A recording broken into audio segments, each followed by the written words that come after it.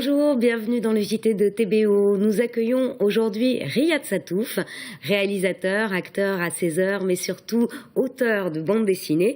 Il est à Brest pour présenter L'Arabe du futur, une BD autobiographique qui évoque sa jeunesse en Libye et en Syrie. On en parle dans un instant, mais tout de suite le point sur l'actualité de ce mardi 18 novembre dans le Finistère. Il y a tout juste un mois, le Finistérien Didier Thor et Patrice Charlet s'élançaient dans la course Rame-Guyane, 4700 km de traversée de l'Atlantique en solitaire et à la rame entre Dakar et Cayenne. Sur 18 partants, ils se classent respectivement 11e et 13e. Des élèves du collège Notre-Dame-des-Portes à Châteauneuf-du-Fou suivent cette aventure. Guy Abalin est allé à leur rencontre à l'occasion d'une vacation téléphonique avec Didier Thor de Skipper Bigoudin. Depuis un an, cette classe de 5e suit attentivement l'aventure de Didier Thor. Venu à plusieurs reprises au collège, le rameur de Pont-l'Abbé, parti le 18 octobre de Dakar, est désormais au milieu de l'Atlantique, presque à mi-chemin de la Guyane. Et ce matin, son frère, qui a relevé le même défi en 2009, est venu avec son téléphone satellite prendre des nouvelles du skipper. Comment est ton état d'esprit ? Mon état d'esprit fluctue en fonction des performances. Un jour, je me dis que c'est tout mauvais, et puis le lendemain, c'est vachement bien parce que j'ai bien avancé. Il est énervé parce que ça va pas aussi vite qu'il le voudrait, mais du coup, ça donne de l'adrénaline, mais il est en pleine forme. Tout est exacerbé. Donc, on passe vraiment du rire aux larmes, on passe de l'exaltation à l'abattement, mais de manière fugace. Et dans l'ensemble, il y a quand même un bonheur d'être là qui perdure, qui maintient le bonhomme sur l'eau. Au niveau de la course, après avoir occupé les premières places, Didier Thor est désormais descendu au classement. En cause, un choix audacieux de prendre l'option sud, pour attraper les courants au sud de l'équateur. Car dans ce genre de traversée, les coups de rame ne comptent que pour un quart de la propulsion. Il faut bien savoir que le rameur n'est pas en permanence aux avirons, il rame entre 10 et 12 heures par jour. Et le reste du temps, déjà, c'est très important de réussir à bien gérer, à bien régler le bateau pour qu'il continue à dériver dans la bonne direction, ou au moins à perdre le moins possible sur la route qui s'est choisie. Et c'est aussi important de tenir compte du vent et du courant pendant qu'il rame, pour de manière à ce qu'il soit le plus efficace possible. L'autre Finistérien de la course, Patrick Charlet, a lui choisi la voie directe, comme les autres rameurs, par le nord. Qui a pris la bonne décision, verdict d'ici la mi-décembre, date prévue de l'arrivée du premier bateau, à Cayenne. C'est mardi et mercredi, le Quartz de Brest accueille Les Particules élémentaires, une pièce tirée du best-seller de Michel Houellebecq. Si la scénographie est dépouillée, pour le sol, le metteur en scène Julien Gosselin a choisi une matière vivante qu'il faut traiter avec le plus grand soin. Frédéric Lorenzon a assisté en coulisses aux derniers préparatifs. Nous ne sommes pas dans un jardin ou sur un stade, mais bien au Quartz, à Brest. Dans cette salle de répétition, une centaine de mètres carrés de vrai gazon en bande est l'objet des plus précieuses attentions depuis 2 jours.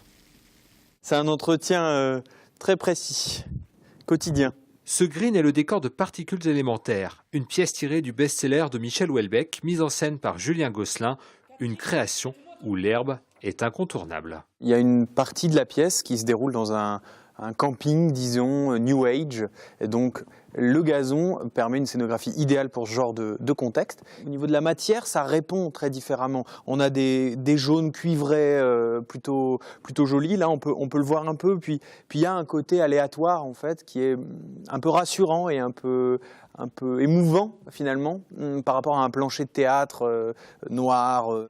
Pour rejoindre la scène principale, le gazon est roulé, puis acheminé jusqu'au plateau. L'installation doit être réalisée en moins d'une demi-heure avant un changement de décor. On la bouge parce qu'à l'entracte, on a 30 minutes pour la rouler et que le tapis blanc apparaisse en dessous. C'est un peu une course quoi. C'est la première partie où il y a la pousse et après on a 30 minutes pour faire le changement. Ce mardi soir, pour Particules élémentaires, les comédiens fouleront de la pelouse brestoise. En coulisses, les techniciens, eux, se tiendront prêts à rouler l'herbe et à la ranger pour la 2e représentation, mercredi. Particules élémentaires, c'est à découvrir donc au Quartz de Brest, c'est mardi et mercredi à 19h30. Et puisque l'on parle de pelouse, celle du stade Francis Leblé à Brest était quelque peu détrempée lundi soir pour le match amical de l'équipe de France Espoir contre l'Angleterre, mais cela n'a pas empêché les tricolores de l'emporter. 3-2, une rencontre bien animée devant plus de 6000 spectateurs brestois. Place à notre invité à présent, Riyad Satouf, bonjour. Bonjour. Alors je le disais, vous êtes acteur à vos heures, réalisateur également. On vous doit notamment le film Les Beaux Gosses, sorti en 2009 et récompensé du César du meilleur premier film. Mais vous êtes surtout auteur de bande dessinée. Vous venez de publier notamment le 4e tome de Pascal Brutal et vous êtes à Brest pour présenter L'Arabe du futur, une BD autobiographique sur votre enfance en Libye et en Syrie. Pourquoi avoir décidé de raconter cette jeunesse au Moyen-Orient ? Ça fait des années que j'avais cette envie, en fait. Voilà, moi, c'est vrai que dans ce livre, je raconte donc l'histoire de ma famille. Ma mère était bretonne, elle venait du Cap Fréhel et dans les Côtes d'Armor. Mais sa famille était originaire de l'île de Molène, en fait, donc ça c'est rigolo. Et elle avait rencontré donc mon père qui était syrien, qui faisait des études à Paris, et donc ils sont tombés amoureux, ils se sont mariés et ils ont eu un enfant, c'est-à-dire moi. Et en fait, dans le livre, donc je raconte comment mon père, qui était obsédé par l'éducation du monde arabe, a préféré travailler en Libye, dans la Libye de Kadhafi et dans la Syrie d'Hafez el-Assad, plutôt que en Angleterre où il avait eu des propositions. Attiré par l'idéologie socialiste aussi. Tout à fait. Voilà, il était donc mon père était issu d'un milieu très pauvre, populaire, d'un petit village près de Homs, donc la ville syrienne tristement célèbre. Et grâce à l'école, il était devenu quelqu'un. Disons que c'était le seul de sa famille qui savait lire et écrire. Et donc il est obsédé à l'idée de rendre au monde arabe ce qu'il avait reçu. Il voulait participer à l'éducation du monde arabe, mais ça allait de pair aussi avec... il n'était pas pour la démocratie, quoi. Il n'était pas pour la liberté, il était pour la peine de mort. Donc il y avait un paradoxe et une dualité que j'explore un peu dans le livre. Est-ce que la situation actuelle en Syrie et en Libye vous a poussé à vous replonger dans ces souvenirs d'enfance ? Quand la guerre civile a commencé en Syrie, moi j'avais une partie de ma famille qui habitait encore à Homs. Et tout au début de la guerre civile, moi j'étais intimement persuadé que le pays irait jusqu'à la destruction totale. Et j'ai essayé de faire venir cette petite partie de ma famille en France pour les protéger parce qu'ils se faisaient tirer dessus. Donc j'ai eu beaucoup de difficultés à obtenir les autorisations de la part de la France. C'est très compliqué. On présente souvent la France comme une grande terre d'accueil, mais c'est très complexe en fait de faire venir des gens. Donc je m'étais dit, si jamais j'arrive à leur obtenir des papiers pour qu'ils viennent en France, ça me fera une sorte de fin symbolique et je pourrais raconter toute l'histoire depuis le début. Alors, vous avez entre 2 et 6 ans lorsque vous vivez en Libye et en Syrie. On n'a pas réellement de souvenirs à cet âge-là. Alors, c'est vrai que vous en aviez vraiment ? Écoutez, oui, j'en ai beaucoup, mais je pense que c'est variable d'une personne à l'autre. Mais il y a beaucoup de gens qui ont des souvenirs de leur petite enfance. Quand même, c'est pas si exceptionnel que ça. Moi, c'est vrai que j'ai pas mal de souvenirs très très lointains. Et tout ce que je raconte dans le livre vient de ces souvenirs. Voilà, c'est des souvenirs qui étaient des souvenirs de petit enfant, donc c'est à la fois des souvenirs d'odeur, de son, de couleurs, d'ambiance. J'ai reconstitué les dialogues quand même pour dans le livre, il y a vraiment deux niveaux de lecture. Il y a le regard de l'enfant un peu innocent sur les horreurs qu'il voit sans être capable forcément de les interpréter. Et puis il y a une voix off qui explique au lecteur le contexte politique, l'histoire un peu de ce pays. Alors, c'est vrai que le petit Riyad que vous êtes est confronté à de dures réalités. Ses parents subissent même de réelles désillusions également. Et pourtant, c'est toujours drôle. Est-ce que, pour vous, l'humour permet de tout dire, justement ?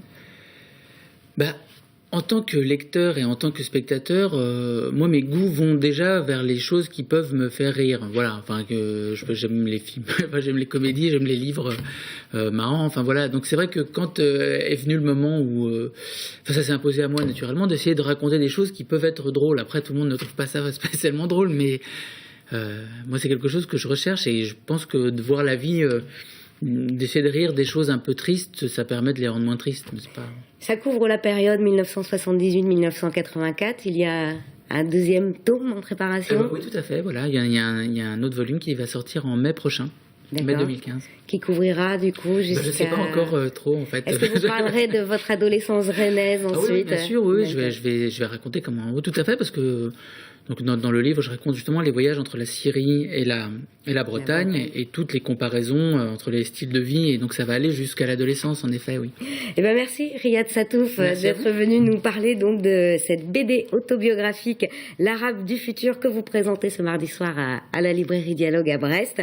C'est la fin de ce JT, merci de nous avoir suivis, on se retrouve demain, bonne soirée sur TBO.